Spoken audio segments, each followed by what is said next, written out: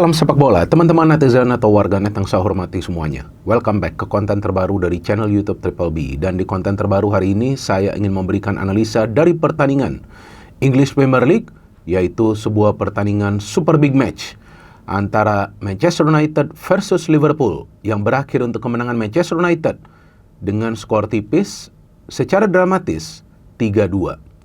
Dengan hasil akhir ini, teman-teman, berarti Manchester United dipastikan akan kembali bermain di Liga Champions musim depan setelah absen selama 2 musim terakhir. Dan juga dengan kemenangan semalam berarti Manchester United berhasil meraih back-to-back kemenangan atas Liverpool di Premier League musim ini, karena di pertemuan pertama ketika bermain di Anfield, yang pada saat itu MU masih dilatih oleh Ruben Amorim, MU berhasil meraih kemenangan dengan skor tipis juga, yaitu 1-2.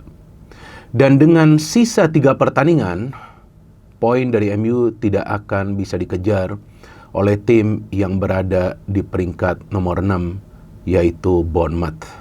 Dan juga bagi Liverpool, mereka harus berjuang terus agar mereka bisa menemukan konsistensi dalam permainan mereka. Padahal jangan lupa, Liverpool adalah juara bertahan loh teman-teman. Karena musim lalu Liverpool yang menjadi juara. Dengan Arne Slot yang di debutnya sebagai pelatih di Premier League bisa membawa Liverpool menjadi juara. Tapi entah mengapa, kok di musim keduanya Liverpool bahkan tidak bisa bersaing di papan atas untuk menjadi juara bersama Arsenal dan juga Manchester City. Padahal saya kira dengan beberapa pemain baru yang dikontrak oleh Liverpool, kemungkinan Liverpool lagi nih yang menjadi juara. Tapi ternyata untuk sementara ini ada Arsenal yang berada di posisi puncak. Dan memang kita tahu City masih menyimpan pertandingan ya. Dan banyak yang meragukan Arsenal untuk bisa menjadi juara. Tapi saya feeling bahwa musim ini adalah musimnya Arsenal. Tapi kan di konten ini saya tidak ingin membahas Arsenal ya. Nanti saya akan bahas Arsenal ketika jelang musim berakhir. Tapi yang sangat penting bagi saya untuk menjelaskan di konten ini kepada teman-teman adalah tentang keberhasilan dari Manchester United sejak dilatih oleh Michael Carrick, yang menjadi tim yang paling banyak mengoleksi poin. Selama 14 pertandingan Michael Carrick menjadi caretaker dari MU. Karena dari catatan saya, sejak Michael Carrick menjadi caretaker dari MU, dari 14 pertandingan tersebut, MU hanya kalah 2 kali dan juga imbang 2 kali. Tapi bisa meraih kemenangan 10 kali di Premier League. Berarti MU itu sebetulnya mengoleksi poin lebih banyak daripada Arsenal dan City dalam 14 pertandingan terakhir. Ini sebuah catatan yang sangat mengagumkan tentunya bagi Michael Carrick, yang mungkin sebelumnya juga diragukan apakah dia akan bisa menstabilkan permainan Manchester United. Karena kita tahu dengan Ruben Amorim, ya sebetulnya dengan Ruben Amorim juga MU masih bisa meraih kemenangan ya. Bahkan ada juga beberapa kali meraih kemenangan, tapi kan tidak konsisten dan juga secara permainan tidak meyakinkan. Namun bersama Michael Carrick, seperti yang saya katakan sebelumnya, ketika MU itu bisa menang di Arsenal, bahwa MU itu ya dengan Michael Carrick itu tidak mengandalkan yang namanya faktor keberuntungan, nggak ada sama sekali. Ya oke lah, ada luck di pertandingan sepak bola, ada luck lah. Tapi bukan berarti luck itu menjadi acuan bagi MU untuk bisa meraih kemenangan bersama Michael Carrick. Tapi yang menjadi acuan itu adalah taktik. Sebetulnya apa sih taktik dari Michael Carrick? Memang banyak yang punya analisa yang berbeda. Tapi kalau dari saya simpel saja taktiknya, yaitu proteksi bola sebaik mungkin ketika menguasai bola. Dan menutup ruang ketika para pemain tim lawan menguasai bola. Dan itu selalu terjadi di setiap pertandingan MU. Maka itu MU banyak juga bisa menciptakan peluang melalui proses counter attack, bahkan mencetak gol. Dan sekarang juga dari situasi set piece bisa mencetak gol. Kalau nggak salah nih, MU adalah tim kedua sejak dilatih oleh Michael Carrick yang paling banyak mencetak gol setelah Arsenal melalui set piece. Dan itu kan tidak salah. Saya mengatakan sebelumnya ketika banyak yang mengkritik kenapa Arsenal mencetak banyak gol dari set piece. Ya itu kan juga salah satu cara untuk mencetak gol. Kalau dari open play deadlock, apalagi ketika Arsenal berhadapan dengan tim yang parkir bis, ya set piece itu kan menjadi opsi, asalkan ya cetak gol itu kan bukan yang secara kontroversial ya, atau mungkin juga seperti yang banyak yang mengatakan, wah ini Arsenal nih mencetak gol dari set piece karena ada dorong-mendorong. Ya kalau ada dorong-mendorong ya pastilah wasit juga sudah meniupkan peluitnya. Kan ada VAR juga, walaupun kita tahu masih ada kejadian-kejadian kontroversial lah ya dari keputusan wasit meskipun sudah ada VAR. Tapi intinya MU ini memang adalah tim yang sekarang performanya lagi sangat bagus. Bahkan dengan kemenangan 3 kali secara beruntun, mereka sudah mengunci tiket untuk bermain di Liga Champions. Dan itu sangat penting bagi klub sebesar Manchester United. Masa mereka absensi dari Liga Champions? Dan memang sih kita tahu bahwa Michael Carrick belum tentu juga diperpanjang kontraknya. Tapi kalau feeling saya dia adalah sosok yang tepat. Apalagi yang mau dipertanyakan dari Michael Carrick. Karena sebelumnya juga banyak yang mengatakan ya Michael Carrick ini sedang berada dalam honeymoon period. Atau fase bulan madu bersama Manchester United. Tapi saya pikir ini bukan fase bulan madu lagi. Karena dia bisa mencapai target membawa MU kembali ke Liga Champions. Dan walaupun Michael Carrick ini masuk ya di pertengahan musim, tapi dia bisa memanfaatkan sumber daya pemain yang dia punya. Artinya bahwa sebetulnya pemain-pemain yang sebelumnya dikontrak oleh Ruben Amorim sebagai pelatih dari MU sebetulnya bukan pemain-pemain yang jelek. Cuma mungkin Amorim sulit mengeluarkan kemampuan terbaik mereka. Tapi itu bisa dilakukan oleh Michael Carrick. Sedangkan memang Liverpool tidak full tim di pertandingan ini.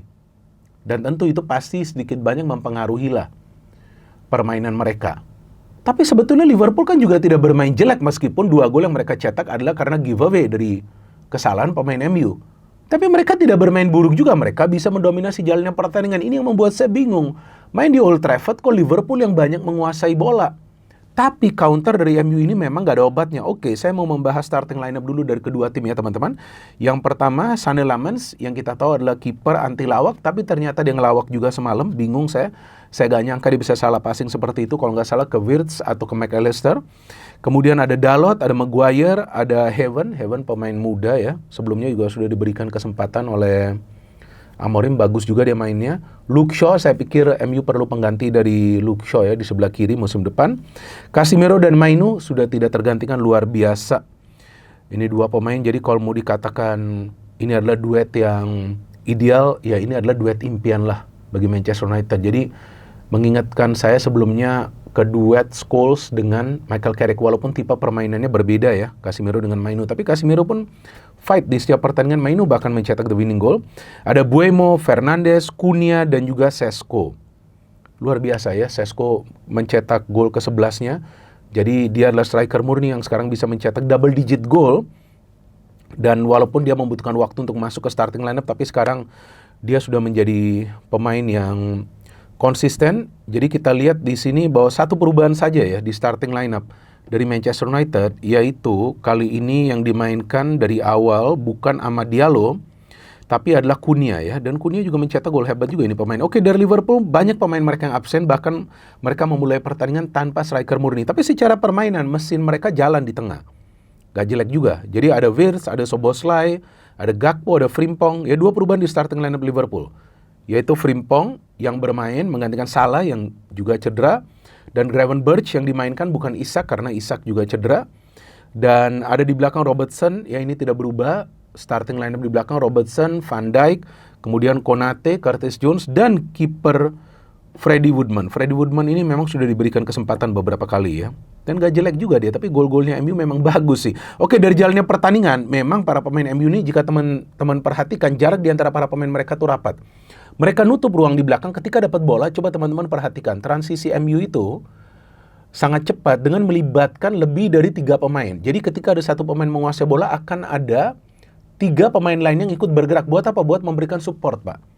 Maka itu baru saja mereka membangun sebuah fast break, kemudian ada umpan yang diberikan ke tengah, kalau nggak salah itu ke Sesko, tapi bola terkena Konate. Dari corner kemudian Cunha bisa mencetak gol. Nah ini saya melihat gol ini karena para pemain Liverpool terlena dengan posisi Cunha, sehingga Cunha bisa mencetak gol dari situasi rebound. Padahal para pemain Liverpool begitu banyak di dalam kotak penalti. Artinya para pemain Liverpool, salah satu kesalahan yang mereka buat di pertandingan semalam adalah kesulitan mereka untuk memonitor pergerakan tanpa bola dari para pemain MU yang pintar juga mencari ruang.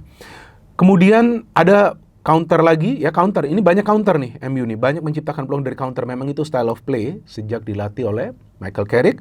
Dan dari counter Sesko hampir mencetak gol, tapi kemudian ada umpan masuk lagi kepada Sesko yang dia mencetak gol bertabrakan dengan Woodman. Ini ada sedikit kontroversi ya, karena dinilai bahwa bola terkena jari jari dari Šeško sebelum bola itu membobol atau masuk ke gawang dari Woodman. Tapi ternyata yang saya baca pernyataan dari Komisi Wasit ya, kalau nggak salah yang Premier League itu mengatakan bahwa tidak ada cukup bukti yang mengindikasi bahwa bola itu terkena jari-jari dari Šeško, sehingga ya wajar jika gol itu disahkan. Dan 2-0, tapi saya nggak yakin si MU akan pesta gol 4-5-0, enggak sih. MU bersama Carrick nggak seperti itu. Kalau sudah 2-0 mereka akan mengurangi tempo. Tapi mengurangi tempo itu bukan berarti harus membuat kesalahan. Nah ini salah satu PR dari MU ini masih belum bisa dibenahi oleh Carrick, kesalahan. Seperti yang sebelumnya mereka lakukan juga lawan Leeds, lawan Newcastle. Bahkan ketika lawan Arsenal ada kesalahan juga yang mereka lakukan walaupun mereka selamat dari match itu. Dan kemudian Šeško ditarik keluar, kalau nggak salah cedera nih Šeško ya. Padahal dia mainnya bagus nih. Dan Amad Diallo masuk berarti Mbeumo pindah ke depan, Diallo bermain di kanan. Tapi yang saya bingung kenapa Diallo bisa salah passing. Ada apa itu salah passing? Dia nggak di-press juga. Tapi Szoboszlai yang bisa ambil bola dan Szoboszlai bisa melakukan pergerakan cepat mencetak gol. Itu yang memberikan second win kepada Manchester United. Kepada Liverpool ke Manchester United. Karena dengan gol itu tentu memberikan kepercayaan diri bagi para pemain Liverpool bahwa mereka bisa minimal mendapatkan 1 poin.